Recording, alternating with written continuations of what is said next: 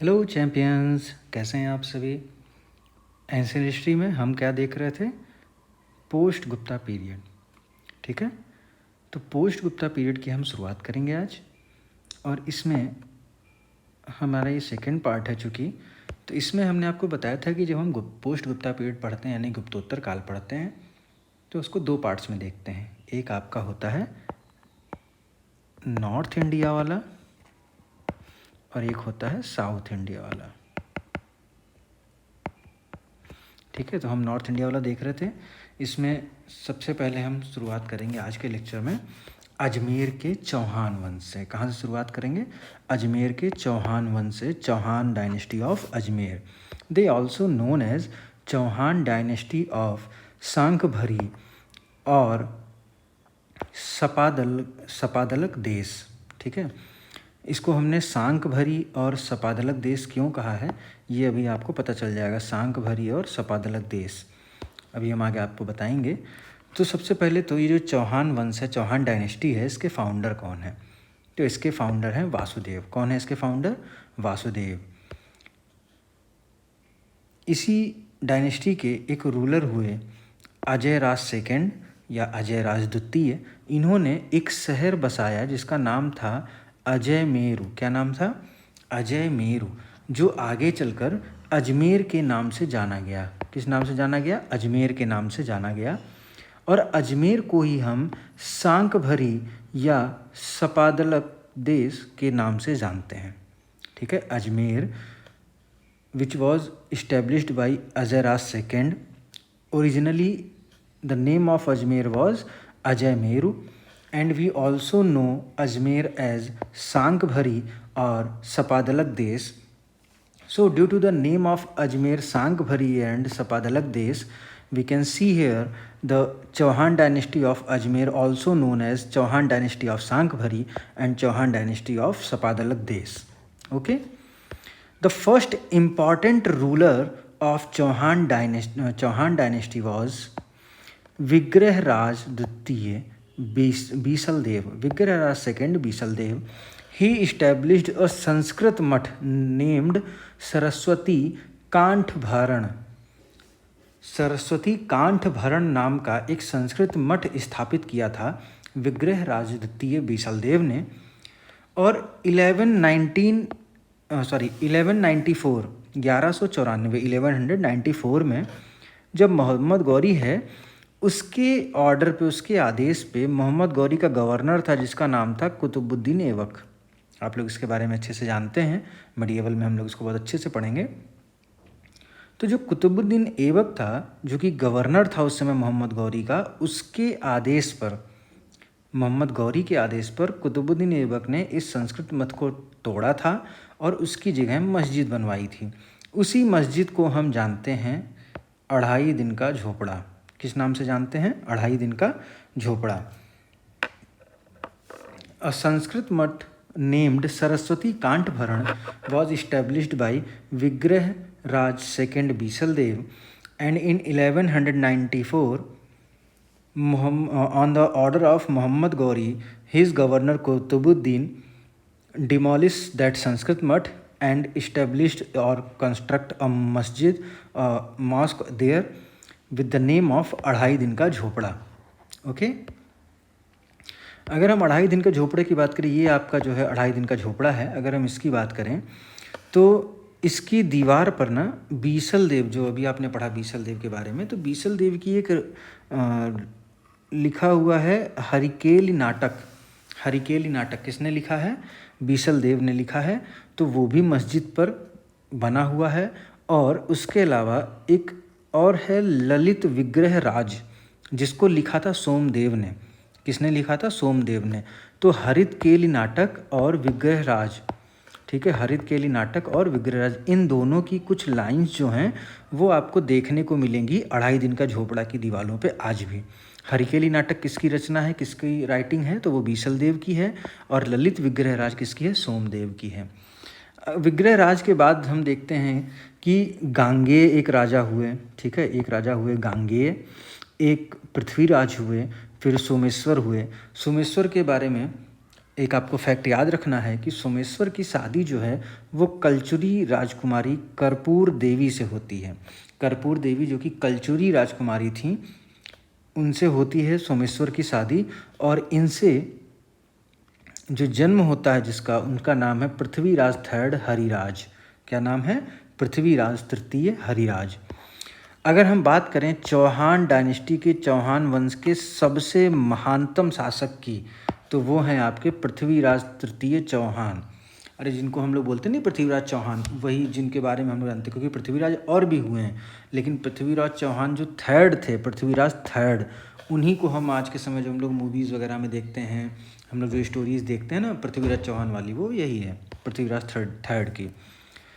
ये असाधारण कोटि के वीर योद्धा और साम्राज्यवादी थे। He was a warrior and imperialist of extraordinary quality. He adopted the policy of all round victory. चतुर्दिक विजय की नीति अपनाई थी। तो आपसे ये भी एग्जाम में पूछा जा सकता है कि किस चौहान शासक ने चतुर्दिक विजय की नीति अपनाई थी। Which Chauhan ruler adopted the policy of all round victory? So the answer will be Prithviraj third Chauhan. Chandel शासक परमार्दी देव को रात्रि अभियान में हराया था इन्होंने। ठीक है, जो चंदेल रूलर हैं परमार्दी देव, उनको नाइट कैंपेन में इन्होंने डिफीट किया था, इन्होंने हराया था। परमार्दी देव का एक बहुत फेमस सेनानायक था, यानी कमांडर इन चीफ था, जिसका नाम था अल्लाउदल। क्या नाम था? अल्लाउदल। तो अल्लाउदल जो है, उन्होंने काफ़ी अच्छा युद्ध किया था, बहुत भयंकर युद्ध हुआ उनके साथ में, लेकिन अंततः लास्टली क्या हुआ कि वो मारे जाते हैं अल्लाउदल। तो ये भी देखिए अल्लाउदल किसका कमांडर इन चीफ था, तो आपका आंसर क्या होना चाहिए? परमार्दी देव। क्या होना चाहिए? परमार्दी देव। एक और चीज़ हमें पता चलती है कि पृथ्वीराज थर्ड जो थे, जिनको हम लोग बोलते हैं पृथ्वीराज चौहान, आज के समय में मैं आपको बार बार ये बात रिपीट करूँगा, क्यों? क्योंकि पृथ्वीराज 3 हुए हैं चौहान डायनेस्टी में, मतलब 3 पृथ्वीराज चौहान हुए हैं। जो हम लोग आज के समय देखते हैं पृथ्वीराज चौहान की बात करते हैं हिस्ट्री में जब भी, तो वो पृथ्वीराज थर्ड की बात करते हैं। उन्होंने शादी की थी संयोगिता से। किससे शादी की थी? संयोगिता से। अच्छा, शादी जो है वो नॉर्मल सर्कमस्टांसेस में नहीं हुई थी, इसको आप समझिएगा।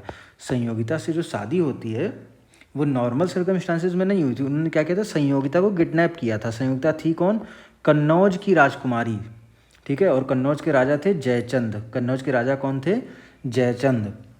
ही was the king of Gahadavala dynasty of Kannauj. Jaichand जो हैं वो गहड़वाल वंशीय शासक थे कन्नौज के। उनकी पुत्री थी संयोगिता। उनका स्वयंवर चल रहा था, और स्वयंवर के बीच में से ही पृथ्वीराज थर्ड ने क्या किया था? उनको उठा लाए थे।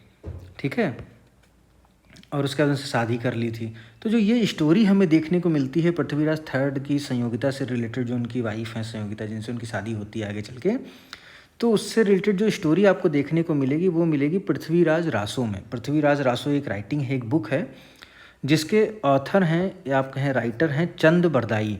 तो चंद बरदाई की बुक है पृथ्वीराज रासो। उसमें पृथ्वीराज और संयोगिता से रिलेटेड ये कहानी देखने को मिलती है। संयोगिता किसकी डॉटर हैं? जयचंद की हैं। जयचंद कौन है?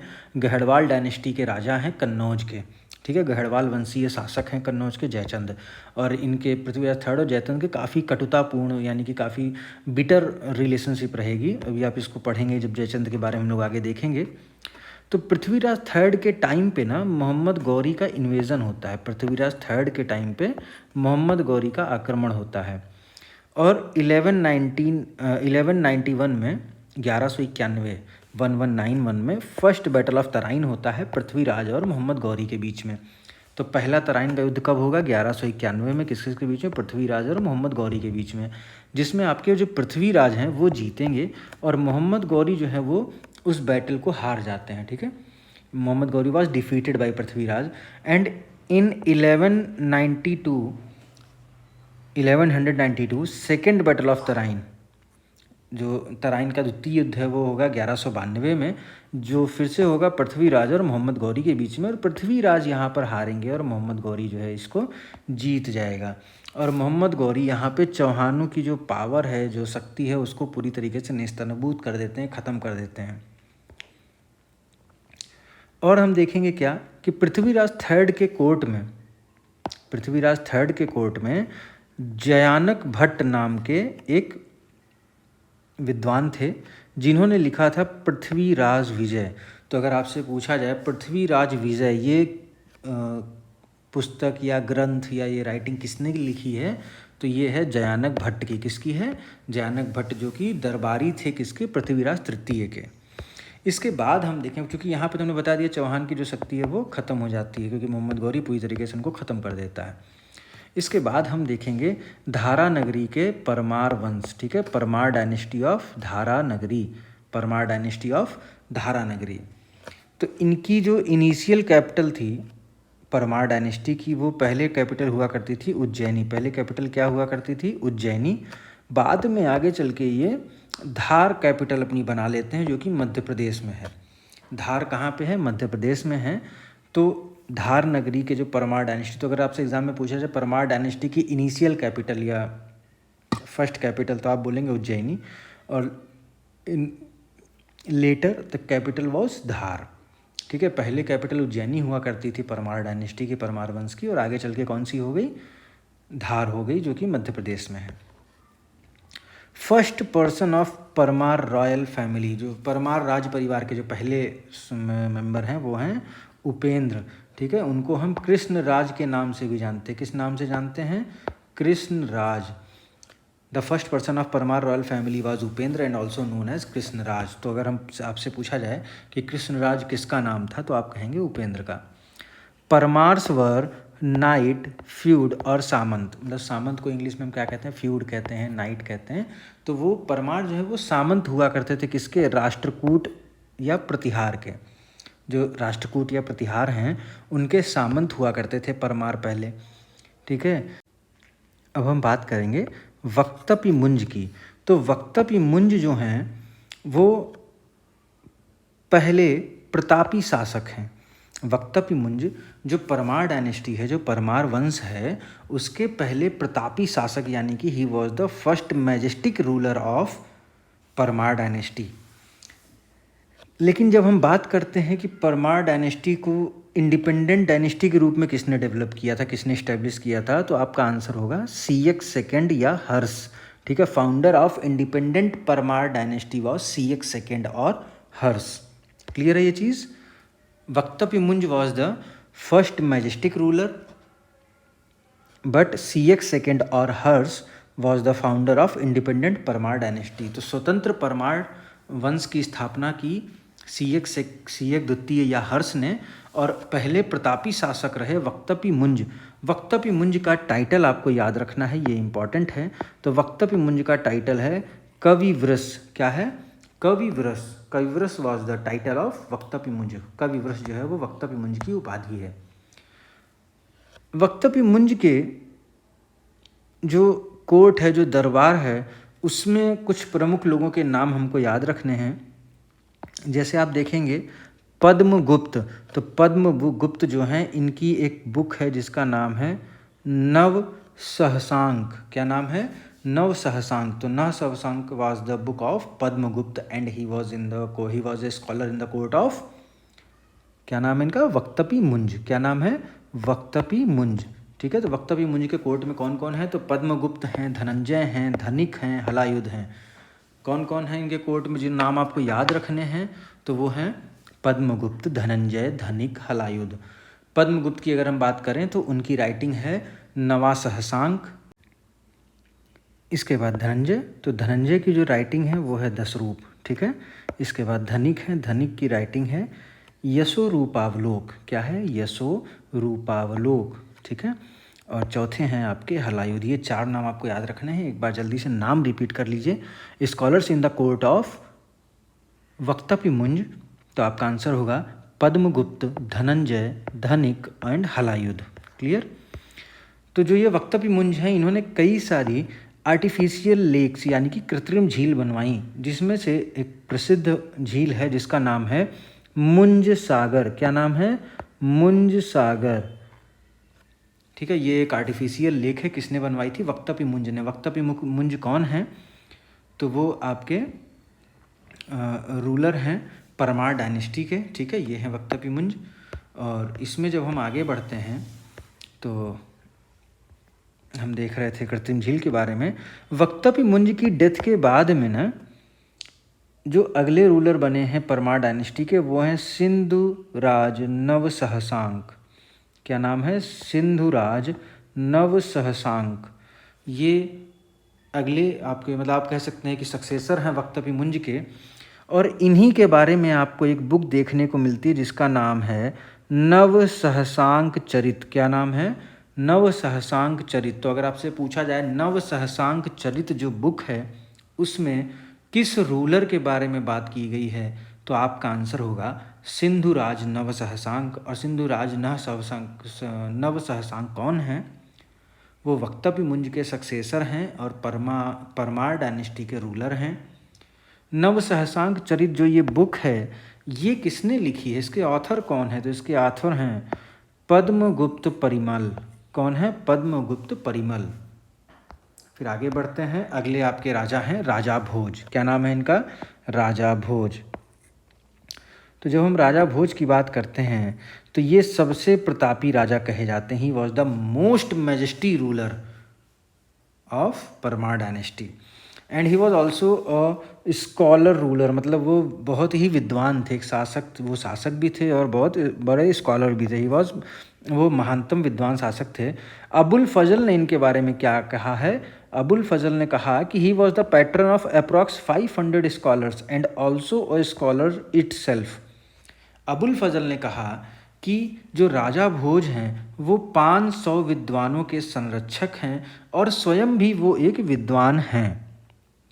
अगर हम टाइटल की बात करें तो राजा भोज का टाइटल है कविराज। क्या है राजा भोज का टाइटल? कविराज। याद रही ये चीज़, राजा भोज का टाइटल क्या होगा? कविराज। इनकी कई सारी राइटिंग्स हैं, इन्होंने काफ़ी सारी चीज़ें लिखी। इनमें से कुछ आपको मेजर याद रखनी है। जैसे आपकी हो गई Saraswati Kanthabharan. Saraswati Kanthabharan is the writing of Kaviraj और यू कैन से राजा भोज। एक और इनकी राइटिंग है आयुर्वेद सर्वस्व। राजा भोज की एक राइटिंग हो गई सरस्वती कंठावर, एक हो गई आपकी आयुर्वेद सर्वस्व, एक आपकी हो गई सम्रांगण सूत्राधार। क्या है? सम्रांगण सूत्राधार। और एक आपकी हो गई युक्ति कल्पतरु। युक्ति कल्पतरु। ये सब आपको लिखना पड़ेगा। आप ऐसे एक बार लेक्चर देख के आपको याद नहीं होने वाला। आप इस चीज़ में ना रहिएगा कि आप बस लेक्चर देख लेंगे और याद हो जाएगा। बहुत सारे फैक्ट हैं और ऐसे ऐसे फैक्ट हैं जिनको आपको 10 बार 20 बार आपको देखना पड़ेगा, तब जाके आपको कहीं याद होगा, नहीं तो एग्ज़ाम में गलत हो जाएगा। तो हम बता रहे थे कि जो इनकी कई सारी राइटिंग हैं आपके राजा भोज की, जिनको हम कविराज के नाम से जानते हैं कि उनका टाइटल है कविराज, उनकी उपाधि है। उनकी ये 4 हमने रचनाएं पढ़ी। इसमें जो ये सम्रांगण सूत्रधार है, सम्रांगण सूत्रधार, इसका जो थीम है ना, इसका अगर हम विषय की बात करें तो वो है स्थापत्य कला, यानी कि आर्किटेक्चर। क्या है? आर्किटेक्चर, स्थापत्य कला। He also wrote an annotation on योग सूत्र ऑफ पतंजलि। तो जो पतंजलि का योग सूत्र है उस पर इन्होंने भाष्य भी लिखा है। किसने लिखा है? राजा भोज ने। राजा भोज ने कई सारी सिटीज़ भी बनाई या बसाई। जैसे आपका हो गया भोपाल, ठीक है, एक आपका हो गया धारा नगरी। तो यहाँ पे आपको याद रखना है कि जो भोपाल और धारा नगरी किसने बसाया है? तो राजा भोज ने बसाया है, जो कि परमार डायनेस्टी के रूलर हैं, जिनका टाइटल या उपाधि है कविराज। भोपाल को लेके आपको ये चीज़ जानना ज़रूरी है कि जिसको हम प्रेजेंट टाइम में भोपाल के नाम से जानते हैं, एक्चुअल में उन्होंने भोपाल नाम से नहीं इस्टेब्लिश किया था, उन्होंने भोजपुर बनाया था। क्या बनाया था? भोजपुर। ठीक है।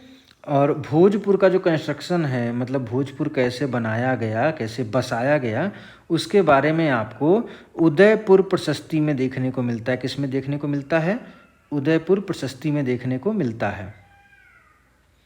ठीक है, उदयपुर प्रशस्ति में। धारा नगरी में भोजशाला नामक एक सरस्वती मंदिर भी बनवाया था।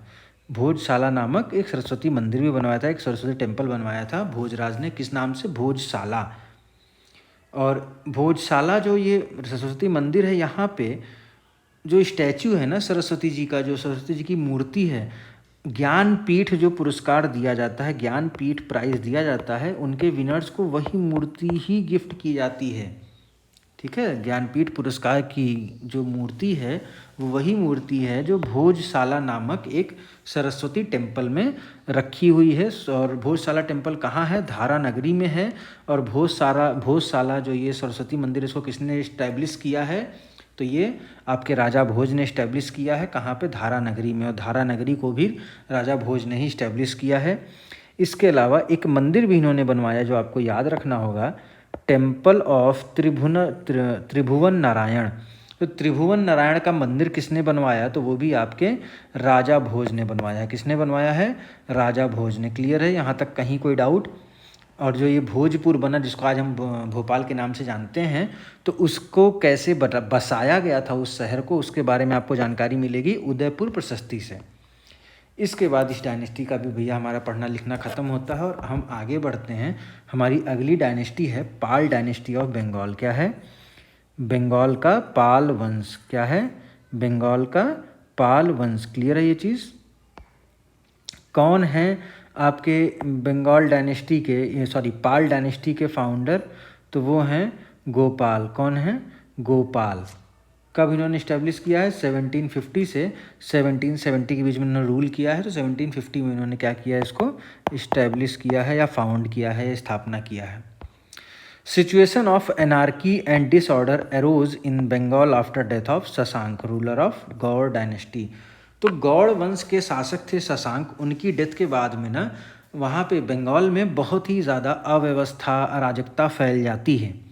ठीक है? Situation of anarchy and disorder arose in Bengal after death of Shashank, ruler of Gaur dynasty. तो गौड़ वंश के शासक हैं शशांक, उनकी डेथ हो गई तो वहाँ पे बहुत ज़्यादा अराजकता और अव्यवस्था फैल जाती है। तो लोग जो हैं वो गोपाल को एज ए रूलर चूज़ करते हैं। लोगों द्वारा चुने गए थे गोपाल, जिन्होंने पाल डायनेस्टी, पाल वंश की स्थापना की। ठीक है? शशांक जो हैं, जो यहाँ पे हम ये शशांक की बात कर रहे हैं जिनकी डेथ हो गई थी, जो कि गौड़ डायनेस्टी के थे, वो स्टॉन्च शैव वर्शिपर थे, यानी कि कट्टर शिव उपासक थे। उन्होंने जो बौद्ध लोग थे ना, बुद्धिस्ट को बहुत टॉर्चर किया। ठीक है? बुद्धिस्ट को टॉर्चर किया। एंड जो पीपल ट्री था जिसको कट कर दिया गया था, जिसके नीचे बुद्ध को ज्ञान प्राप्त होता, तो उसको शशांक ने ही कट किया था। शशांक ने ही वो पेड़ कटवाया था। अच्छा, ये जब पेड़ कटवा दिया गया है तो आप लोग ये सोचते होंगे, आप लोगों को लगेगा कि मैंने आपको गलत फैक्ट बताया। तो इससे रिलेटेड एक चीज़ जान लीजिएगा कि जो वो पेड़ कटवाया गया उसी का कुछ हिस्सा जो था उसको श्रीलंका के भी एक राजा लेके गए थे, फिर उस वहाँ पे पेड़ वो लगाया गया, उससे कुछ हिस्सा काट करके और फिर वापस यहाँ इंडिया में लगाया गया। तो उसको हम लोग बोधि वृक्ष बोलते हैं, बट वो जो एक्चुअल में जो पेड़ था उसको कटवा दिया गया था। उसकी जो वो शाखाएँ थीं उनसे नया पेड़ निकलवाया गया, लगाया गया, प्लांट किया गया और आज वो बोधि वृक्ष के रूप में है। बट जो एक्चुअल था उसको कट कर दिया गया था। फिर जब हम गोपाल की बात करते हैं तो गोपाल जो हैं वो भी एक स्टॉन्च बुद्धिस्ट थे। वो एक कट्टर बुद्ध के उपासक थे। ठीक है? बौद्ध धर्म के कट्टर अनुयायी थे। इन्होंने फेमस विहार बनवाया जिसको हम ओदंतपुरी के नाम से जानते हैं। किस नाम से जानते हैं? ओदंतपुरी। ठीक है? He constructed famous vihara of Odantapuri near Bihar Sharif. आज के समय में जहाँ बिहार शरीफ है उसके पास में ही ओदंतपुरी नाम का एक बौद्ध विहार बनवाया था। और ये जो इन्होंने बौद्ध विहार बनवाया है ओदंतपुरी का बिहार शरीफ के पास में, इसके बारे में आपको पढ़ने को मिलता है तिब्बतन, इसके बारे में मतलब जानकारी मिलती है या किसने ये बात बताई थी? तो तिब्बती लामा थे तारानाथ। उनके अनुसार ओदंतपुरी जो है वो बनवाया था विहार गोपाल ने। ठीक है? इसके बाद हम देखते हैं अगले रूलर हैं हमारे धर्मपाल। कौन है? धर्मपाल, जो कि 770 ईस्वी यानी कि 770 CE में, 770 कॉमन इरा में बने थे शासक। He was first great and powerful ruler of Pal dynasty. Pal वंश के महान एवं शक्तिशाली शासक थे। First time Palas participated in tripartite battle. त्रिपक्षीय संघर्ष में सबसे पहली बार भाग लिया पाल डायनेस्टी ने। किसके नेतृत्व में? धर्मपाल के नेतृत्व में। In the leadership of Dharmapal, Palas first time participated in tripartite battle. त्रिपक्षीय संघर्ष हम आपको अलग से पढ़ा देंगे, आप लोग उसके लिए निश्चिंत रहिए। Dharmapal was defeated by Pratihara ruler Vatsaraj.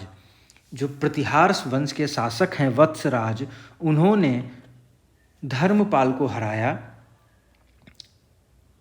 And Rashtrakuta ruler Govind third also defeated Dharmapala and Ayudh dynasty ruler Chakrayudh of Kannauj. तो यहाँ पे बात हो रही है कि जो ये गोविंद है ना, गोविंद थर्ड, ये राष्ट्रकूट शासक हैं। कौन है? राष्ट्रकूट शासक हैं।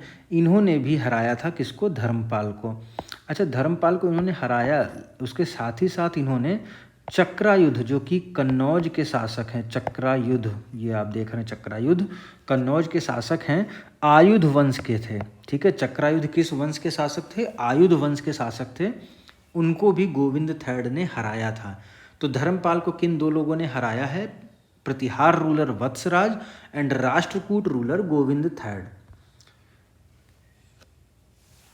यहाँ पे हम बात करेंगे धर्मपाल की। तो धर्मपाल ने ना विक्रमशिला यूनिवर्सिटी बनाई थी। कौन सी यूनिवर्सिटी बनवाई थी? विक्रमशिला विश्वविद्यालय। And in Vikramshila university specially study of Vajrayana branch, specially study of Vajrayana branch of Buddhism. तो ये विक्रमशिला विश्वविद्यालय किसने बनवाया था? धर्मपाल ने बनवाया था। और इस विश्वविद्यालय में विशेष रूप से बौद्ध धर्म की वज्रयान शाखा की पढ़ाई हुआ करती थी। इस यूनिवर्सिटी में एक ग्रेट बुद्धिस्ट स्कॉलर थे, एक महान बौद्ध विद्वान थे, जिनको हम बोलते हैं दीपांकर श्री ज्ञान आतिश। क्या नाम है? दीपांकर श्री ज्ञान आतिश। तिब्बत में जो बौद्ध धर्म का प्रचार प्रसार करने का श्रेय है ना, वो इन्हीं को दिया जाता है, दीपांकर श्री ज्ञान आतिश को। किसको दिया जाता है? दीपांकर श्री ज्ञान आतिश को। इसके बाद हम देखेंगे कि धर्मपाल ने इस्टेब्लिश किया था क्या? सोमपुरी बौद्ध विहार। सोमपुरी जो पहाड़पुर में है, ठीक है, या आप कह सकते हो पहाड़पुर बौद्ध विहार या फिर सोमपुरी बौद्ध विहार। ये किसने इस्टेब्लिश किया है? धर्मपाल ने इस्टेब्लिश किया है। धर्मपाल की अगर हम बात करते हैं कि उनकी टाइटल या उनकी उपाधि के बारे में, तो उनकी उपाधि है परम सौगात। क्या उनका टाइटल है? परम सौगात। तो धर्मपाल ने सोमपुरी पहाड़पुर बौद्ध विहार जो है वो इस्टेब्लिश किया और इनकी उपाधि थी परम सौगात। And he was the patron of great Buddhist writer Haribhadra. तो ये महान बौद्ध लेखक हैं हरिभद्र, उनके संरक्षक रहे हैं। And Dharmapal renovated Buddha vihar of Nalanda. जो धर्मपाल हैं उन्होंने नालंदा में बौद्ध विहार बनवाया था। ठीक है, नालंदा का बौद्ध विहार, सॉरी बनवाया नहीं था, उसका जीर्णोद्धार किया था। क्या किया था? जीर्णोद्धार। बौद्ध विहार ऑफ नालंदा को रिनोवेट किसने कराया है? धर्मपाल ने कराया है। और कौन सा बौद्ध विहार उन्होंने बनवाया था? तो वो सोमपुरी बौद्ध विहार है, आप कह सकते हो पहाड़पुर बौद्ध विहार। क्लियर है ये चीज़? यहाँ पे आपको कोई डाउट नहीं होना चाहिए। इसके बाद हम देखते हैं, अगले हैं देवपाल। कौन है अगले? देवपाल। ठीक है, तो अब हम देखेंगे देवपाल के बारे में। तो जो देवपाल हैं वो एक प्रसिद्ध शासक हैं पाल वंश के। ठीक है, he was a famous ruler of Pala dynasty. इसी टाइम पीरियड में बालपुत्र देव ने नालंदा में बौद्ध विहार का निर्माण कराया था। इसी के टाइम पीरियड में, देवपाल के ही समय में, बालपुत्र देव हैं जो कि रूलर हैं शैलेंद्र डायनेस्टी ऑफ जावा के। मतलब जावा के शासक हैं बालपुत्र देव, जो कि शैलेंद्र डायनेस्टी या शैलेंद्र वंश से संबंधित हैं या शैलेंद्र वंशीय शासक हैं। उन्होंने नालंदा में बौद्ध विहार का निर्माण करवाया था।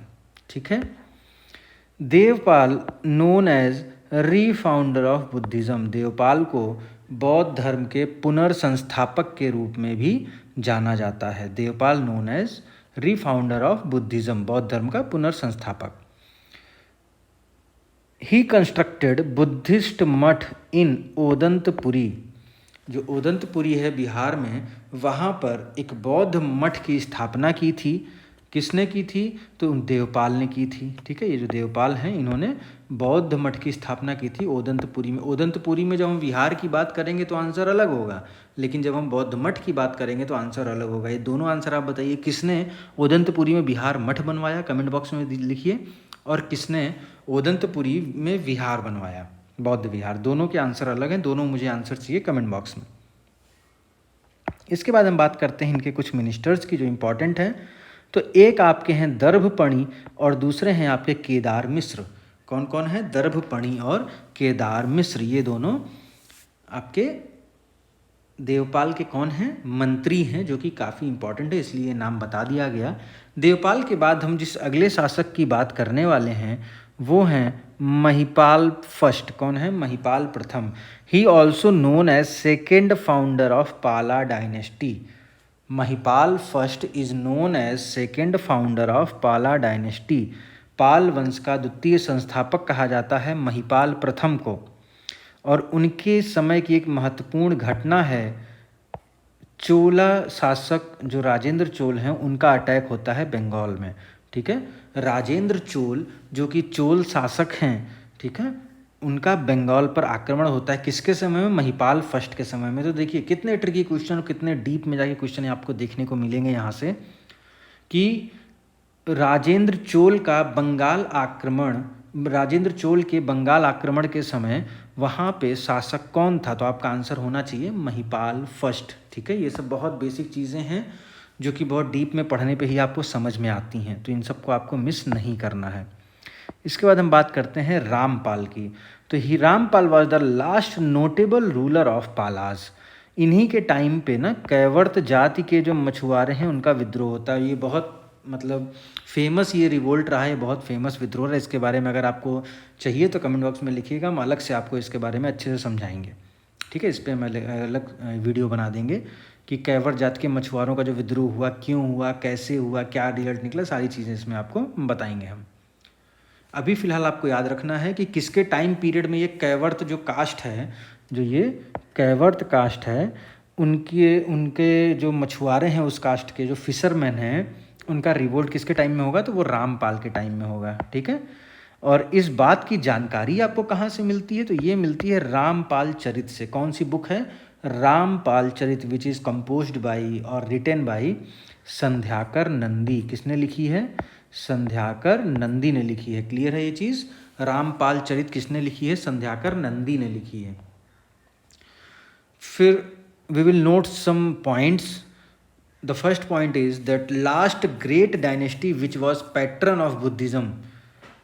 तो ये जो हम अभी पढ़ रहे थे, ठीक है, ये जो हम पाल डायनेस्टी पढ़ रहे थे ना, पाल वंश, ये उनका अगर देखा जाए तो वो बौद्ध धर्म के अंतिम संरक्षक वंश कहे जाते हैं। ठीक है, वो अंतिम संरक्षक वंश था बौद्ध धर्म का, बुद्धिज़्म का। ठीक है, बौद्ध धर्म को संरक्षण प्रदान करने वाला अंतिम महान वंश। क्राफ्ट्समैन, इनके दो क्राफ्ट्समैन के नाम आपको याद रखने। क्राफ्ट्समैन यानी कि शिल्पकार जो होते हैं, शिल्पी जो होते हैं। तो एक आपके हैं धीमन और दूसरे आपके हैं वितपाल। क्या हैं? धीमन और वितपाल, ये दोनों क्राफ्ट्समैन हैं पाला डायनेस्टी के, जो कि बहुत फेमस है। इनका नाम आपको याद रखना है। धीमन और वितपाल कौन है? क्राफ्ट्समैन या शिल्पकार हैं। पाला रूलर नेपाल के शासनकाल में, पाला रूलर हैं नेपाल, उनके शासनकाल में विक्रमशिला विश्वविद्यालय के आचार्य आतिश दीपांकर ने तिब्बत राजा के इनविटेशन पर तिब्बत जाकर बौद्ध मत का प्रचार प्रसार किया। क्लियर है ये चीज़? पाला रूलर है नेपाल, नेपाल। ठीक है, इसको नेपाल ना पढ़िएगा, ये है नेपाल। ठीक है, पाल वंश के एक शासक हैं नेपाल। उन्हीं के टाइम पीरियड में विक्रमशिला जो यूनिवर्सिटी है उसके आचार्य आतिश दीपांकर जो हैं वो बुद्धिज़्म के प्रोपोगेशन के लिए जाते हैं। कहाँ? तिब्बत। किसके इनविटेशन पे? वहाँ के राजा के इनविटेशन पे। क्लियर है? इसके बाद हम बात करेंगे एक अरबियन यानी कि अरब यात्री, अरबियन ट्रैवलर के बारे में, जो कि हैं सुलेमान। कौन है? सुलेमान। वो भारत आए थे 19th सेंचुरीज में। कब आए थे भारत? वो 9वीं शताब्दी में। और इन्होंने पाल वंश को क्या कह के पुकारा है? तो इन्होंने पाल वंश को रुहमा कह के पुकारा है। क्या कह के पुकारा है? रुहमा। ठीक है, तो यहाँ पे पाल वंश का आपको एक और नाम देखने को मिलता है रुहमा, जो कि किसने दिया था? वो दिया था सुलेमान ने। इसके बाद हम बात करते हैं सेन डायनेस्टी ऑफ बंगाल, बंगाल का सेन वंश। तो ये पाल वंश के बाद में 11वीं शताब्दी में इस्टेब्लिश होता है। इनकी कैपिटल जो थी वो थी राढ़। राढ़ कहाँ है? नॉर्थ बंगाल में है, उत्तरी बंगाल में। ठीक है, ये जो सेन डायनेस्टी है बंगाल की, बंगाल का जो सेन वंश है वो 11वीं सेंचुरी का है, 11वीं शताब्दी का है। पाला डायनेस्टी के बाद में ये वंश आता है। और इनकी कैपिटल की अगर हम बात करें तो इनकी कैपिटल है राढ़, जो कि नॉर्थ बंगाल में है। ठीक है, राढ़। और इसके फाउंडर की अगर हम बात करें तो वो हैं सामंत सेन। कौन है? Samant Sen. Samant Sen was the founder of Sen dynasty. तो बंगाल का जो सेन वंश है उसके संस्थापक कौन है? सामंत सेन। इसके बाद हम बात करते हैं विजय सेन के बारे में। किसके बारे में बात करेंगे? विजय सेन के बारे में। तो Vijay Sen was the first historic ruler of this dynasty. तो सेन वंश जो बंगाल का है उसके पहले ऐतिहासिक शासक कहे गए हैं विजय सेन। देवपाड़ा जिला राजशाही में प्रद्युम्नेश्वर शिव मंदिर का निर्माण कराया गया। प्रद्युम्नेश्वर, ठीक है, यहाँ पे देखिए मैं थोड़ा सा लिखना भूल गया हूँ, प्रद्युम्न ईश्वर। ठीक है, प्रद्युम्नेश्वर, प्रद्युम्नेश्वर शिव मंदिर ये कहाँ पर है? तो ये देवपाड़ा में है। देवपाड़ा कहाँ है? राजशाही डिस्ट्रिक्ट में, राजशाही जिले में है। किसने इसका निर्माण करवाया है? तो विजय सेन ने निर्माण इसका करवाया है। विजय सेन की दो कैपिटल थीं, दो राजधानियाँ थीं। एक कैपिटल थी विजयपुरी जो कि वेस्ट बंगाल में है, और एक है विक्रमपुर जो कि ईस्ट बंगाल में है। तो विजय सेन की कितनी कैपिटल हैं? तो विजय सेन की दो कैपिटल हैं, विजयपुरी और विक्रमपुर। विजयपुरी कहाँ है? वेस्ट बंगाल में है, और विक्रमपुर कहाँ है? ईस्ट बंगाल में है। Mention of his successful victories in Deopara Prashasti. Deopara Prashasti was composed by poet Joshi. तो एक कवि हैं जोशी, कवि जोशी हैं जिन्होंने देवपाड़ा प्रशस्ति लिखी है। और उस प्रशस्ति में जो सक्सेसफुल विक्ट्रीज हैं, जो विजय अभियान हैं, उनके बारे में यहाँ पर बताया गया है, विजय सेन के विजय अभियान के बारे में। इसके बाद अगला हम देखते हैं वल्लाल सेन। कौन है? Ballal Sen. He was also a famous ruler of this dynasty. वो इस वंश का, जो आपका सेन वंश है बंगाल का, उसका एक प्रसिद्ध शासक था। He was author of 2 famous book. उसने 2 किताबें लिखी हैं। एक है आपकी दान सागर और एक है आपकी अद्भुत सागर। कौन कौन सी है? दान सागर और अद्भुत सागर। तो दान सागर के रचयिता कौन है? Who is the author of Dan Sagar? तो answer will be Ballal Sen. और the same that Adbhut Sagar, who is the author of Adbhut Sagar? So the answer will be Ballal Sen. Book on astronomy, खगोल विज्ञान पे ग्रंथ है जो ये अद्भुत सागर है, ये एस्ट्रोनॉमी पे लिखा गया ग्रंथ है, खगोल विज्ञान पे लिखा गया ग्रंथ है। ठीक है, Adbhut Sagar is the book on astronomy. Clear है? आई डोंट थिंक आप लोगों को यहाँ तक कोई डाउट हुआ होगा। बट अद्भुत सागर को ये लिख रहे थे, कंप्लीट नहीं कर पाए थे। ठीक है, अद्भुत सागर को ये कंप्लीट नहीं कर पाए थे वल्लाल सेन। इसको कंप्लीट किया था इनके पुत्र हैं लक्ष्मण सेन। कौन है? लक्ष्मण सेन। उन्होंने इस बुक को कंप्लीट किया था। तो अद्भुत सागर को कंप्लीट किया सोन लक्ष्मण सेन ने, जो कि पुत्र हैं किसके? वल्लाल सेन के। तो वल्लाल सेन ने एक बुक शुरू की अद्भुत सागर, जो कि एस्ट्रोनॉमी पे थी, यानी कि आपके खगोल विज्ञान पे थी। ठीक है, और उसको कंप्लीट किया है बुक को लक्ष्मण सेन ने। इन्होंने, यहाँ पे हम बात कर रहे हैं वल्लाल सेन की, तो वल्लाल सेन ने एक सोशल मूवमेंट भी चलाया था जिसका नाम था एलिटिज़म, यानी कि कुलीनवाद। कुलीनवाद नाम का एक सामाजिक आंदोलन चलाया था। ठीक है, it was a social movement called elitism. कहाँ पे? बंगाल में। याद रखना है आपको, बंगाल में आपका सामाजिक आंदोलन कुलीनवाद नाम से किसने चलाया है? तो आपका आंसर होगा वल्लाल सेन। ठीक है, सम अदर फेमस रूलर, मतलब कुछ और हम प्रसिद्ध शासकों के बारे में देखेंगे। तो उन सब में, इनमें से एक हैं आपके लक्ष्मण सेन। क्या नाम है? लक्ष्मण सेन। लक्ष्मण सेन देखिए यही हैं, जो कि किसके? वल्लाल सेन के बेटे हैं, जिन्होंने अद्भुत सागर बुक को कंप्लीट किया था। इनके कोर्ट में आपको देखने को मिलेंगे जयदेव, धोई, हलायुध। कौन कौन? जयदेव, धोई और हलायुध आपको देखने को मिलेंगे किसके कोर्ट में? तो वो आपको देखने को मिलेंगे लक्ष्मण सेन के कोर्ट में। किसके कोर्ट में मिलेंगे? लक्ष्मण सेन के कोर्ट में। जयदेव की बुक है जिसका नाम है गीत गोविंद। तो गीत गोविंद किसने लिखी है? जयदेव ने लिखी है। याद रहेगा ये चीज़, गीत गोविंद किसने लिखी है? जयदेव ने। पवन दूत के राइटर कौन है या ऑथर कौन है? धोई।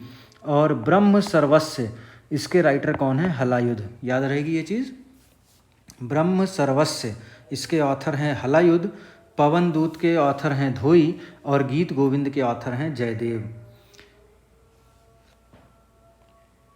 इन्हीं के समय में यानी लक्ष्मण सेन के टाइम पीरियड में ही टर्किश इन्वेजन यानी कि तुर्की आक्रमण होता है। किसका? मोहम्मद बिन बख्तियार खिलजी का। किसका? मोहम्मद बिन बख्तियार खिलजी का। और कहाँ पे होता है? लखनऊती में होता है और उसको वो पूरी तरीके से डिस्ट्रॉय कर देते हैं, तहस नहस कर देते हैं। इसके बाद हम बात करेंगे कन्नौज का गहड़वाल वंश। कौन सा है? कन्नौज का गहड़वाल वंश, गहड़वाल डायनेस्टी ऑफ कन्नौज। तो गहड़वाल डायनेस्टी ऑफ कन्नौज के अगर हम फाउंडर की बात करें तो फाउंडर हैं आपके यशो विग्रह। कौन है? यशो Vigraha. Yasho Vigraha was the founder of Gahadavala dynasty of Kannauj. And जो आपकी गढ़वाल डायनेस्टी है उसके फाउंडर कौन है? यशो विग्रह हैं। और कन्नौज में इस डायनेस्टी को किसने इस्टेब्लिश किया? तो वो हैं चंद्रदेव। तो यहाँ पे देखिए आपको दो आंसर देखने को मिलेंगे। एक तो आपको क्वेश्चन अगर पूछता है गहड़वाल डायनेस्टी के फाउंडर तो आपको कहना है यशो विग्रह। वहीं जब ये कहे कि कन्नौज में गहड़वाल डायनेस्टी के फाउंडर तो आपका आंसर होगा चंद्रदेव। ठीक है, थोड़ा सा कन्फ्यूजिंग है बट आपको ध्यान रखना होगा। इन्होंने बनारस को अपनी सेकंड कैपिटल बनाई थी। जो गढ़वाल डायनेस्टी के रूलर थे इन्होंने कन्नौज तो पहली कैपिटल हो ही गई है। ठीक है, कन्नौज जो है इनकी पहली कैपिटल थी और सेकंड कैपिटल इनकी क्या थी? बनारस। ठीक है, greatest ruler of this dynasty, जो ये आपके गढ़वाल डायनेस्टी है कन्नौज की, इसके महानतम शासक हैं गोविंद चंद्र। कौन है? गोविंद चंद्र। गोविंद चंद्र के समय में ही या आप कहें तो गोविंद चंद्र के शासनकाल की एक बहुत इम्पॉर्टेंट जो प्रॉपर्टी है, जो कैरेक्टरिस्टिक है, विशेषता है, वो ये है कि इनके युद्ध एवं शांति मंत्री जो हैं लक्ष्मीधर, उनकी कुछ रचनाएं बहुत इम्पॉर्टेंट हैं। ठीक है, जो इनके डायनेस्टी में गोविंद चंद्र के टाइम पीरियड में बहुत इम्पॉर्टेंट मानी गई हैं। तो पहला तो क्वेश्चन यही आपका बनेगा कि गोविंद चंद्र के युद्ध एवं शांति मंत्री कौन थे? तो भैया गोविंद चंद्र के युद्ध एवं शांति मंत्री यानी कि वॉर एंड पीस मिनिस्टर वो हैं लक्ष्मीधर। और इनकी बुक हैं, इनकी राइटिंग्स हैं कृत्य कल्पतरु एंड कल्पद्रुम। कौन सी है? कृत्य कल्पतरु एंड कल्पद्रुम। ये दो जो हैं इनकी राइटिंग्स हैं लक्ष्मीधर की, जो कि युद्ध एवं शांति मंत्री हैं गोविंद चंद्र के। कुछ और फेमस रूलर हैं जैसे कि आपके हो गए जयचंद्र। कौन है? जयचंद्र। इनके बिटर रिलेशनशिप थे with Prithviraj third of Chauhan dynasty. हम लोगों ने अभी रिसेंट ही पढ़ा चौहान डायनेस्टी, इससे पहले तो चौहान डायनेस्टी में पृथ्वीराज थर्ड जो थे, पृथ्वीराज चौहान के नाम से इनको आज के समय हम लोग जानते हैं। एक्चुअल में क्या है कि जनरली लोग पृथ्वीराज चौहान ही जानते हैं। उन लोगों को, सब लोगों ने तो भाई देखिए इतना हिस्ट्री नहीं पढ़ा है कि उनको पता हो कि पृथ्वीराज 3 हुए हैं। ठीक है, तो जनरली जिन पृथ्वी चौहान की हम लोग बात करते हैं, जिन पे मूवीज़ वगैरह बनी हैं, जिन पे जो है डेली सोप यानी कि एपिसोड्स भी बने हैं, सीरियल वगैरह, तो वो पृथ्वीराज थर्ड हैं। उनके जयचंद्र के साथ में कटुतापूर्ण संबंध थे। कैसे संबंध थे? कटुतापूर्ण संबंध थे। पृथ्वीराज थर्ड ने जयतंत्र की पुत्री संयोगिता को स्वयंवर से उठा लिया था। ठीक है, जयतंत्र के टाइम की महत्वपूर्ण घटना की अगर हम बात करें तो वो है चंद्रावर का युद्ध, बैटल ऑफ चंद्रावर। तो बैटल ऑफ चंद्रावर 1194 में होता है, 1194 में। किस किस के बीच में होता है? तो ये होता है मोहम्मद गौरी और जयचंद्र के बीच में। ठीक है, मोहम्मद गौरी और जयचंद्र के बीच में चंद्रावर का युद्ध होता है, बैटल ऑफ चंद्रावर, जिसमें मोहम्मद गौरी जो है वो जयचंद्र को बहुत बुरी तरीके से पराजित करते हैं और जयचंद्र को मार देते हैं। लेकिन जयचंद्र का जो एम्पायर है उसको अपने स्टेट में मर्ज नहीं करते, बल्कि जयचंद्र का बेटा जो हरिश्चंद्र है, जयचंद्र का देखिए ये बेटा है हरिश्चंद्र, उसको कन्नौज पे शासन करने की परमिशन दे देते हैं। ठीक है, मतलब जो कन्नौज के रूलर हैं गढ़वाल डायनेस्टी के जयचंद्र, उनको हराया, उनको मार दिया। लेकिन कन्नौज को अपने साम्राज्य में, अपने स्टेट में, अपने राज्य में नहीं मिलाया। उसकी जगह जयचंद्र का जो बेटा था हरिश्चंद्र, उसको परमिशन दे दी कि ठीक है आप रूल करिए, ठीक है। और इल्तुतमिश ने यहाँ पर स्थायी तौर पर तुर्की साम्राज्य स्थापित किया था। इल्तुतमिश ने कन्नौज में परमानेंटली, जो हम कहते हैं कि टर्किश रूल इस्टेब्लिश किया था। इसके बाद हम लोग बात करेंगे कश्मीर के इतिहास की। तो कश्मीर के इतिहास की हम बात करेंगे अब। तो अन्य राज्यों की तुलना में जो कश्मीर का हिस्ट्री है ना, वो काफ़ी मतलब सोफिस्टिकेटेड वे में आपको मिलती, काफ़ी व्यवस्थित रूप में मिलती है, और जिसका क्रेडिट जाता है कल्हड़ को, ठीक है। कल्हड़ को क्रेडिट जाता है हिस्ट्री की, कश्मीर की हिस्ट्री को अच्छे से बताने के लिए। कल्हड़ के फादर हैं चंपक, और जो कल्हड़ हैं या चंपक हैं ये किस वर्ण से रिलेटेड हैं, तो ये ब्राह्मण वर्ण से रिलेटेड हैं। किससे? ब्राह्मण वर्ण जो है उससे संबंधित हैं कल्हड़।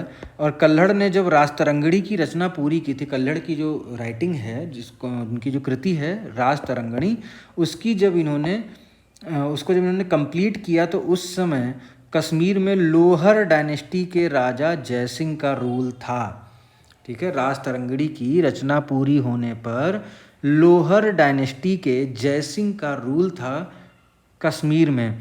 और जैसे इस राजतरंगिणी जो है कल्हड़ की, उसमें बताया गया है कि कश्मीर के अंतिम शासक हैं जय सिंह, ठीक है। कश्मीर के अंतिम शासक किसको बताया गया है? जय सिंह को बताया गया है। 3 डायनेस्टीज रूल्ड इन कश्मीर, 3 जो है वो डायनेस्टी, 3 जो है वंशों ने कश्मीर पे शासन किया। क्या क्या हैं? एक तो आपका कारकोट वंश है, दूसरा उत्पल है, फिर आपका लोहर है। कौन कौन सा है? Karkota dynasty, Utpal dynasty, Lohar dynasty. अभी इसके बारे में हम तीनों डायनेस्टी के बारे में आगे पढ़ने वाले हैं। फिलहाल आपको याद रखना है कारकोट डायनेस्टी जो, और इसके फाउंडर की अगर हम बात करें, कारकोट डायनेस्टी के फाउंडर, तो वो हैं दुर्लभ वर्धन। कौन है? दुर्लभ वर्धन। क्लियर है ये चीज़? उत्पल डायनेस्टी की अगर हम फाउंडर की बात करें, उत्पल वंश के अगर हम संस्थापक की बात करें, तो वो है अवंती वर्मन। कौन है? अवंती वर्मन। और लोहर डायनेस्टी यानी लोहर वंश की बात करें, तो वो है संग्राम राज। कौन है? संग्राम राज। तो सबसे पहले हम देखेंगे कारकोट वंश, कारकोट डायनेस्टी। तो कारकोट डायनेस्टी जो है उसकी एक राजा हैं प्रतापदित्य। कौन है? प्रतापदित्य, जिन्होंने एक सिटी बनाई, एक सिटी इस्टेब्लिश की, जिसको हम बोलते हैं प्रतापपुर। तो प्रतापपुर शहर किसने बसाया था? तो प्रतापादित्य ने बसाया था। प्रतापादित्य कौन है? तो वो कारकोट डायनेस्टी के रूलर हैं, ठीक है। और कारकोट डायनेस्टी के ही एक और फेमस रूलर हैं जिनका नाम है मुक्तापीड़ ललितादित्य। क्या नाम है? मुक्तापीड़ ललितादित्य। तो मुक्तापीड़ ललितादित्य ने ही सन टेम्पल ऑफ मार्तंड बनवाया था। मार्तंड का सूर्य मंदिर किसने बनवाया था? तो मुक्तापीड़ ललितादित्य ने बनवाए थे। सभी बहुत इंपॉर्टेंट फैक्ट हैं, नोट डाउन जरूर कर लीजिएगा। मार्तंड का सूर्य मंदिर यानी कि सन टेम्पल ऑफ मार्तंड किसने बनवाया था? तो वो बनवाया था मुक्तापीड़ ललितादित्य। और मुक्तापीड़ ललितादित्य किस डायनेस्टी के रूलर हैं? तो कारकोट डायनेस्टी के रूलर हैं। मुक्तापीड़ ललितादित्य ने ही परिहासपुर नामक एक शहर बसाया था। कौन सा शहर बसाया था? परिहासपुर। कौन सा शहर है? परिहासपुर। कहाँ पे है? कश्मीर में है, ठीक है। कहाँ पे है? कश्मीर में। तो परिहासपुर कश्मीर में है। इसको बसाया था मुक्तापीड़ ललितादित्य ने।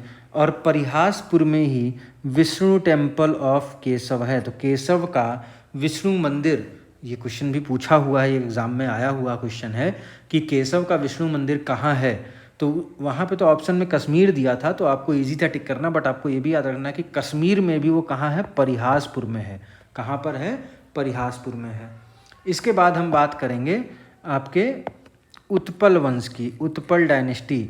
तो इसके एक रूलर हैं अवंती वर्मन, ठीक है। कौन है? अवंती वर्मन। और इनका एक इंजीनियर था जिसका नाम था सूर्य। क्या था? सूर्य ने क्या किया था? वितस्ता नदी के बहाव मार्ग से पहाड़ों को हटाकर बांध का निर्माण करवाया था, जिससे सिंचाई हेतु नहरों को निकाला गया था।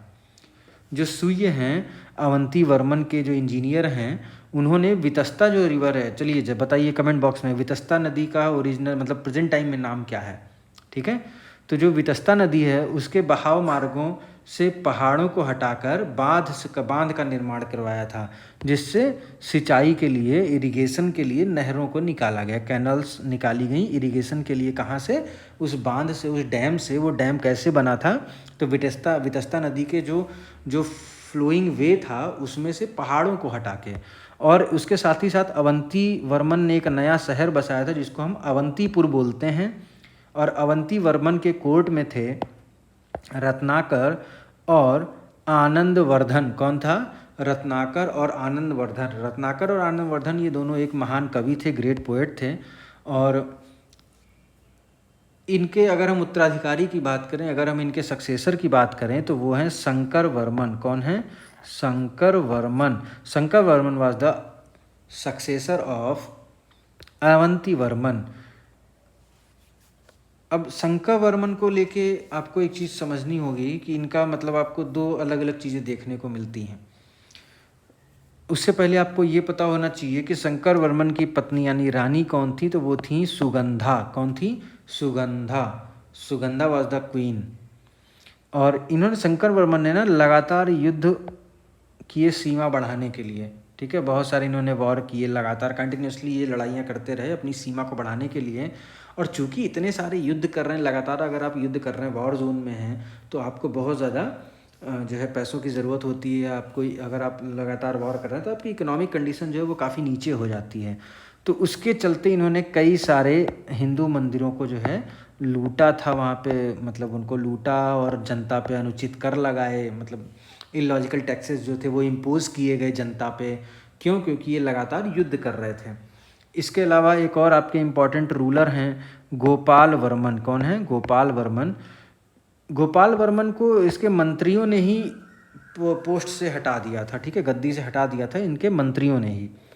ठीक है, इसके बाद यहाँ पे देखिए, जो ये सुगंधा की बात हो रही है, यहाँ पे क्यों हमने सुगंधा बताया था? क्योंकि जब गोपाल वर्मन को हटाया गया तो सुगंधा जो है वो गद्दी पर बैठती हैं। ठीक है, बट वो भी बहुत जल्द ही मारी जाती हैं।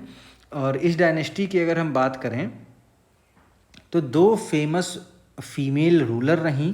एक तो आपकी थी सुगंधा और एक थी दिद्दा। कौन कौन थी? सुगंधा और दिद्दा। ये दो आपकी फेमस फीमेल रूलर रहीं इस डायनेस्टी की। इसके बाद हम बात करते हैं लोहर वंश की। किसकी बात करते हैं? लोहर वंश। तो लोहर वंश जो है इसके फाउंडर हैं संग्राम राज। हमने अभी देखा था जहाँ पे हमने फाउंडर के बारे में बात की थी। संग्राम राज के सक्सेसर को हम देख लेते हैं। तो ये हैं अनंत सूर्यमती, जो कि अनंत की वाइफ हैं। ठीक है, संग्राम राज के बाद अगले रूलर कौन बने हैं? अनंत। अनंत के बाद उनकी पत्नी सूर्यमती बनी, उसके बाद कलश, उसके बाद उत्कर्ष और फिर हर्ष। तो कौन कौन हो गए? सबसे पहले संग्राम राज हैं, फिर अनंत हैं, फिर सूर्यमती हैं, फिर कलश हैं, फिर उत्कर्ष हैं और फिर हर्ष हैं। हर्ष को कश्मीर का नीरो कहा जाता है। क्या कहा जाता है कश्मीर का? नीरो। नीरो ऑफ कश्मीर किसको कहा जाता है? हर्ष को। ठीक है, हर्ष कौन है? लोहर डायनेस्टी के रूलर हैं। और हर्ष में combination of virtue and vice देखने को मिलता है, सद्गुण और दुर्गुण का समन्वय देखने को मिलता है हर्ष में। He was founder of social reform and new parameter of fashion. ठीक है, he was founder of social reform and new parameter of fashion. तो फैशन के नए मापदंड इन्होंने स्थापित किए। ये सामाजिक सुधार के भी संस्थापक रहे। But on the other hand he harass the public, और पब्लिक को इन्होंने हरेस किया, जिसके चलते revolt of Uchchal and revolt of Sussal होता है 1100 CE में। ठीक है, 1100 ईस्वी में उच्चल का विद्रोह और सुस्सल का विद्रोह होता है। क्यों? क्योंकि हर्ष जो कि आपके लोहर वंश के शासक हैं, जो लोहर डायनेस्टी के रूलर हैं, उन्होंने पब्लिक को बहुत ज़्यादा हरेस किया था। इसके बाद हम कश्मीर के बारे में थोड़ा सा और देखते हैं कि Kashmir was famous for unique सेविज्म and unique philosophy. Kashmir जो है वो शैव धर्म और अपने यूनिक दर्शन के लिए फेमस था। Kashmir has always been a great centre of Sanskrit. Kashmir हमेशा से संस्कृत का एक महान केंद्र रहा है।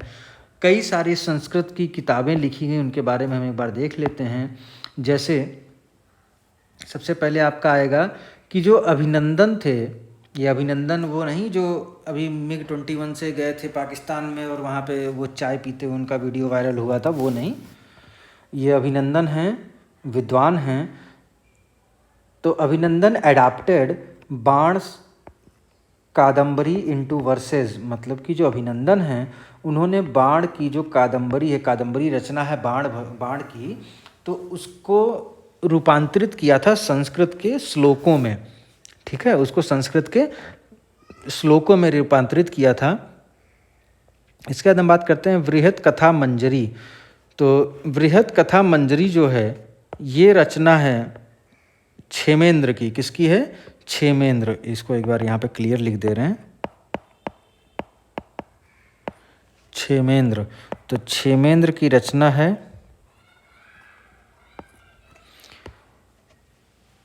वृहत कथा मंजरी।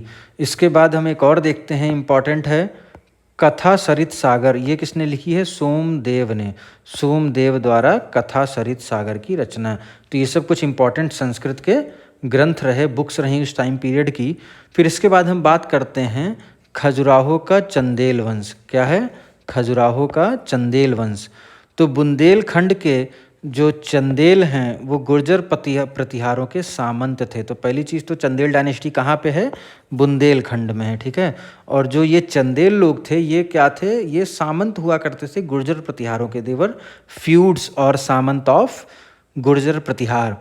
Who was the founder of Chandel dynasty of Khajuraho? So the founder is Nannuk. Who is the founder? Nannuk. And first conquering emperor was Yashovarma. ठीक है, पहले विजेता सम्राट। ये क्या है? विजेता सम्राट। तो ये हैं आपके यशोवर्मा। यशोवर्मा। तो यशोवर्मा आपके खजुराहो की चंदेल डायनेस्टी के, खजुराहो के चंदेल वंश के पहले विजेता सम्राट थे, फर्स्ट कॉन्करिंग एम्परर थे। और फाउंडर कौन था इस डायनेस्टी के? तो वो थे नन्नुक। ठीक है, इसके बाद हम देखते हैं आगे। बस थोड़ा संयम बना के रखिए, लगभग आपका लेक्चर ख़त्म ही है। तो यशोवर्मा के बारे में हम देखते हैं, जिनको हमने बताया कि Yashovarma was the first conqueror emperor of Chandel dynasty of Khajuraho. So Yashovarma constructed famous Chaturbhuj temple, जहाँ पे लॉर्ड विष्णु की मूर्ति स्थापित की गई है। ठीक है, Yashovarma constructed famous Chaturbhuj temple where lord Vishnu statue was installed. तो चतुर्भुज मंदिर का निर्माण कराया यशोवर्मा ने, और उस मंदिर में भगवान विष्णु की मूर्ति स्थापित की गई है। अ फेमस रूलर वॉज धंग। एक और फेमस रूलर हैं चंदेल डायनेस्टी के, खजुराहो की चंदेल जो वंश है उसके, वो हैं धंग। और धंग जो है वो एक महान निर्माता शासक थे। ठीक है, मतलब इन्होंने काफ़ी सारी चीज़ें कंस्ट्रक्ट करवाई थी, इसलिए इनको महान निर्माता शासक कहा गया। Best example of world famous temple architecture is Khajuraho. तो इसके ही शासनकाल में, जो धंग हैं उन्हीं के शासनकाल में खजुराहो निर्मित हुआ, जो कि विश्वविख्यात मंदिर स्थापत्य कला का अनुपम उदाहरण है। और खजुराहो में विश्वनाथ का मंदिर जो है वो बेल बूटे तथा उत्कृष्टता के लिए फेमस है। तो खजुराहो किसके शासनकाल में बना है? धंग के शासनकाल में बना है, जो कि जो टेम्पल आर्किटेक्चर है उसके लिए ये वर्ल्ड फेमस है। और इसी में एक विश्वनाथ का मंदिर है। ठीक है, टेम्पल ऑफ विश्वनाथ है, जो कि बेल बूटे और उत्कृष्टता के लिए फेमस है। इसके बाद एक और मंदिर है जिननाथ का मंदिर, एक है वैद्यनाथ का मंदिर। ठीक है, तो ये भी धंग के टाइम में ही बने थे। तो temple of Jinnath and temple of Vaidyanath was also constructed in the period of Dhanga. Clear है? और 52 साल तक इन्होंने रूल किया और थक गए, वो एकदम ऊब गए थे अपने शासन से, और उन्होंने क्या? जल समाधि ले ली थी। उन्होंने क्या किया था? जल समाधि ले ली थी। ही टुक वाटर समाधि। ठीक है, जल समाधि ले ली। अब इसको क्या हम एग्जैक्ट कहेंगे मुझे नहीं पता, बट जल समाधि आप समझ गए होंगे क्या होता है। और अगर हम बात करें मोस्ट ग्लोरियस रूलर, तो वो सर्वाधिक प्रतापी शासक, तो वो हैं विद्याधर। ठीक है, तो जो खजुराहो का चंदेल वंश है इसके सबसे प्रतापी शासक, मोस्ट ग्लोरियस रूलर हैं Vidyadhar. Only ruler who could, यहाँ पे रूलर होगा, who could give some resistance to Ghaznavi. तो जब गजनवी का आक्रमण होता है तो ये एकमात्र ऐसे शासक हैं जिन्होंने गजनवी को मतलब एक ठीक हद तक उन्होंने रोका था, उसको रेजिस्टेंस दिया था, उसका प्रतिकार किया था। ठीक है, he was the only ruler who could give some resistance to Ghaznavi. और इसी के साथ एक चीज़ और जान लीजिए, इन्होंने एक राजा थे राज्यपाल, जो कि प्रतिहार डायनेस्टी के थे। प्रतिहार वंश के एक राजा थे, प्रतिहार वंश के राज्यपाल नाम था उनका। ठीक है, क्या नाम था? राज्यपाल। राज्यपाल जो है वो प्रतिहार वंश के शासक हैं। तो इनको मार दिया था। क्यों मारा था? कि भैया आपने घुटने टेक दिए बिना उसका प्रतिकार किए, किसका? गजनवी का। तो मतलब इनका कहना था कि गजनवी का आपने प्रतिकार नहीं किया, आपने सीधे आत्मसमर्पण कर दिया। ठीक है, because he surrendered to Ghaznavi without any resistance. तो इसलिए इन्होंने राज्यपाल को मार दिया था। बस देखिए, ये हमारा ख़त्म ही हो गया। अब क्या है, कलात्मक उपलब्धियों की अगर हम बात करें, कुछ आर्टिस्टिक अचीवमेंट्स की बात करें, तो खजुराहो जो है वो बुंदेलखंड में पड़ता है और फेमस है आर्टिस्टिक एक्टिविटीज़ के लिए, कला गतिविधियों के लिए खजुराहो आपका प्रसिद्ध है। चंदेल कला के अगर हम केंद्र की बात करें तो 3 आपके प्रमुख केंद्र देखने को मिलते हैं। एक आपका है कालिंजर, जो कि बांदा उत्तर प्रदेश में है। ठीक है, चंदेल कला का केंद्र की अगर हम बात करें तो एक हो गया कालिंजर जो कि बांदा में है, एक आपका हो गया खजुराहो जो कि आपके छतरपुर में है। ठीक है, ये क्या है? छतरपुर। ठीक है, तो चंदेल कला के केंद्रों की अगर हम बात करें तो एक हो गया कालिंजर, दूसरा हो गया खजुराहो, दूसरा महोबा। और महोबा को ही हम महोत्सव नगर भी कहते हैं, महोबा या महोत्सव नगर, जो कि कहाँ है? हमीरपुर उत्तर प्रदेश। ठीक है, तो 3 चंदेल कला के केंद्र हो गए, कालिंजर, खजुराहो और महोबा। इसके बाद हम देखते हैं कि खजुराहो में कि चंदेलों ने 950 से 1050 ईस्वी में 30 मंदिर बनवाए। ठीक है, जो चंदेल हैं उन्होंने कंस्ट्रक्शन किया 30 टेम्पल्स का। किस शैली में, किस स्टाइल में? तो नागर शैली। कौन सी स्टाइल है? नागर शैली। ठीक है, नागर स्टाइल में 30 टेम्पल्स जो है वो कंस्ट्रक्ट करवाए। कब से कब तक? 950 से 1050 CE तक।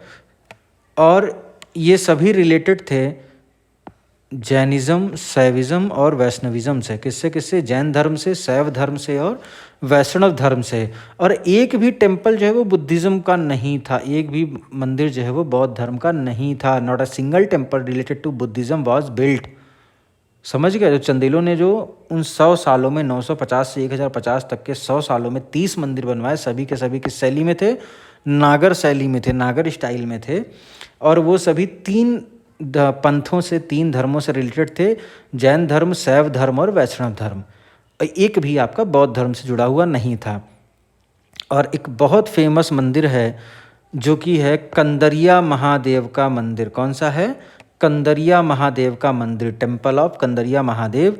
इसको बनवाया था विद्याधर ने। किसने बनवाया था? विद्याधर ने बनवाया था। ठीक है, विद्याधर ने ये टेम्पल बनवाया था, कंदरिया महादेव का मंदिर।